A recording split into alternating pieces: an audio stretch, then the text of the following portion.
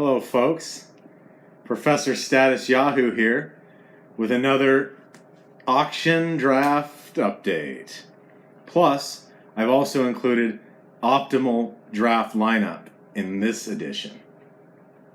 The first thing I want to talk about is last time I failed to mention when I was showing you my star team that I was really proud of. I failed to mention that I had Adalberto Mondesi for $20 that I didn't even mention. And that's just like an extra $20 player under my armpit right there. I'm thinking he's going to get at least 40 stolen bases this year. Probably hit 25 home runs, 40 stolen bases for Mondesi. So, next thing I wanted to talk about was Yuli Gurriel. Now, I tried to pick him up in one of my leagues because I saw he was available. I didn't have anyone to drop, and I missed out, and he got snatched immediately. And then I'm looking back in my other drafts, and I see that Gurriel went for $20 in one of my leagues. And today, in my draft, he went for $2. So Gurriel, I mean, some of the ranges on these players are extreme. $20 to $2 and anywhere in between on Gurriel. Now, $20 is ridiculous. But $2 is actually a pretty good steal for him. Next thing I wanted to talk about was who I think the most overrated fantasy player of all time is Aaron Judge. Now, and not just the worst fantasy player now, the worst fantasy player of all time is Aaron Judge. And I'll tell you why. Number one, you're paying for the Yankee surcharge. Okay, you're paying because he's wearing pinstripes. Number two, he's extremely overrated, and he's got that fan favorite thing. Whenever they're a fan favorite, you're going to be paying extra prices. Just remember that. Then he's got injury issues. I mean, he barely even plays a full season, and I'm supposed to pay $40 for this guy. And he's an outfielder. He doesn't have position scarcity, and he's just unproven. I mean, a couple years ago, he was in the minors, hitting 190.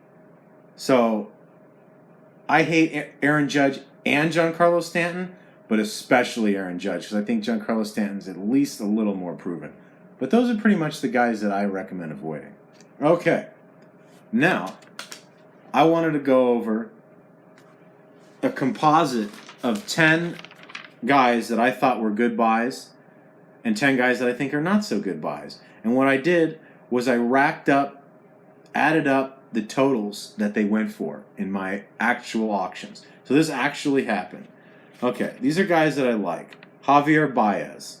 He went for 31, 36, 34, 33, 37, and 36. So you get an idea of his range. 31 at the low end, 37 at the high.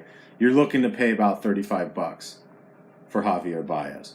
Aaron Nola, 33, 33, 29, 30, 30, 32. Okay, no surprises here. You want Nola, you're paying 30. If you go above 33, I haven't seen that yet. You might have to, though. And Andujar, Miguel, 8, 13, 20, 17, 18, 16. Obviously, at 8, this guy's a steal. I'd say anywhere up to 17, 18 is a good bargain. Another guy I like, Jesus Aguilar, 18, 13, 19, 15, 16, 15. I think Aguilar is one of the best deals in this fucking draft. In this draft. Edwin Diaz, 21, 23, 21, 24, 23, 21. Okay, so Edwin Diaz, there's no surprises again. You're paying around 22 for him. You're not getting a bargain. Brad Hand, 22, 20, 12, 12, 19, 16. So I've seen a huge range on Brad Hand from 12 to 22. And I paid for both of them. Now, I just paid 22 for Brad Hand this morning, which I don't recommend. It's too high for Brad Hand. You don't want to pay more than 16, 17. I did it because I had two good closers, and he was the last solid closer. And I was like, I would rather spend the extra couple bucks than be stuck without a closer. So, Jacob deGrom, 39, 35, 37, 40, 39, 41. DeGrom's been climbing. I managed to get him at 35. Everyone else bought him at these other prices. He's a stud. If you end up paying 40 and he has a great year, it's worth it. If you end up paying 35 and he has a bad year, it's not worth it. A lot of these players, man, they're worth the cost if they pan out and have a good season. And if they don't, they're worth nothing. Nothing. Okay. Snell, 25, 26, 32, 28, 30, 32. Okay. So if you can get Snell in the 20s, I would go for it. But he is creeping up into the 30s. Merrifield, this is a guy that I love. 30, 29, 32, 29, 30, 31. This is all based off $260, folks. 23 roster spots. Merrifield, another guy. There's no surprises there. You're ponying up 30 or you're not getting you a Merrifield. Soto, Juan, 31, 30, 27, 29, 30, 28. Another guy where there's no range on these guys. Like Soto, Merrifield, you want them, you pony up the cash. But Professor Status Yahoo says that's okay. Now, I'm going to give you 10 guys that I thought were not good buys. Trout, 66, 59, 61, 58, 56, 56. That's just too high. I could never pay $50 for a player. 60 I couldn't even imagine 60. So, we're going to forget that. Betts, 60, 55, 52, 56, 57, 55. Altuve, 40, 35, 40, 36, 36, 35. You notice there's a bit of a range on Altuve. He's been in the 40s, but he's down at that 35 level. JD Martinez, 43, 43, 45, 45, 44, 41. Trey Turner, 42, 49, 42, 40, 43, 40. Aaron Judge, biggest turd of the draft, 38, 36, 38, 41, 40, and 46 doll hairs for overrated Aaron Judge. Bye-bye season. Bye-bye season. Rhys Hoskins, 28, 29, 23, 40, 28, 27. Now, there's a bit of range on Rhys Hoskins. And I like Rhys Hoskins, but you don't need to buy him.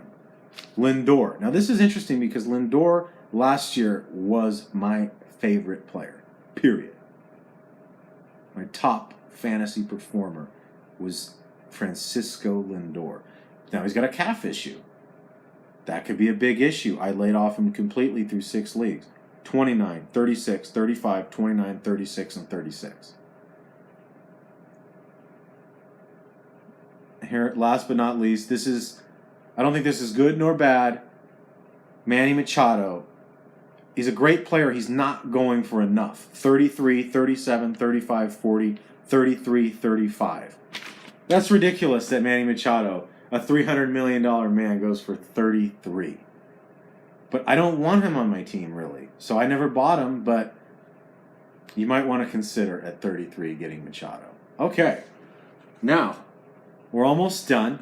But because I want to cater to my fans out there, and I had a fan ask me to make a video based off my previous drafts. What was the optimum draft? So what I did was I looked at my $100 league, which was my most expensive league. So I figured that it would be the smartest people drafting. Maybe, maybe not. And I went and I looked at that draft, and based off my projections and Yahoo's projections, I picked, based off the real dollar values, what I thought would be the best roster. Okay? And here we go. And now I'm getting out my paper, which I know is not technologically advanced, but it works. Here we go. Wilson Ramos, $2. Jesus Aguilar, $13. Gleyber Torres, $19. Miguel Andujar, $13. Javier Baez, $34. Khris Davis, $24. Ian Desmond, $2. Stephen Piscotty, $3. Matt Chapman, $10. Oh, can't read it. Marcus Semian, $1. Adam Eaton, $1. And Willy Adames, $1. Those are hitters. Now pitchers. Aaron Nola, $30. Blake Snell, $30. Blake Treinen, $16. Felipe Vasquez, $15. Madison Bumgarner, $10. Kyle Hendricks, $6. Kyle Freeland, $3. German Marquez, $7. Alex Colome, $8. Hunter Strickland, and Trevor May. Now what I did here, as you can see, I spent a lot of money on 2 aces and 2 top closers. And then I got you 4 PMadBum, Kyle Freeland, German Marquez, and Kyle Hendricks. 4 really solid pitchers, and then 3 closers to play with. So you're going to have 5 closers, 6 pitchers, 4 ace pitchers, and 7 really solid pitchers. And then on your hitting, we don't care about catcher, so we got a cheap one. Power, Aguilar, power with Torres and Andujar. Baez is a fantastic all-around. He's our best player. Khris Davis with power, Desmond with power and speed, Piscotty power, Chapman power, Semian power, Adames and Eaton stolen bases. So if you take a look, we have quite a few number $1 players. But the point is that that's kind of what your team should look like. If you'll notice the offense, we don't have any 40 or 50. We specifically don't have any $60 players. Our highest expenditures are Khris Davis and Baez, with some stalwart infielders. And then you see we've got plenty and plenty of pitching. So this is kind of how I think your team should look. You do want some $1 players because you're going to want to get some guys on waivers. And one last thing before I go. I know I said that outfielders are not a good buy. I've been having trouble getting outfielders lately.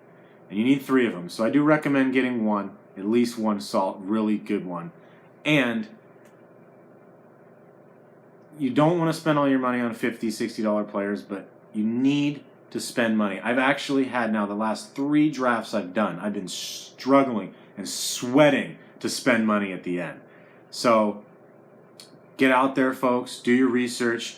Get in that auction room and just be confident that you're not going to overspend. You're not going to underspend. You know what positions to buy. Pitching. Get your closers. Get your pitchers. Don't buy crap. Just don't buy crap. Like, you wouldn't go to the store and buy something you don't need. Only buy shit you need. Make your dollars count. Good luck.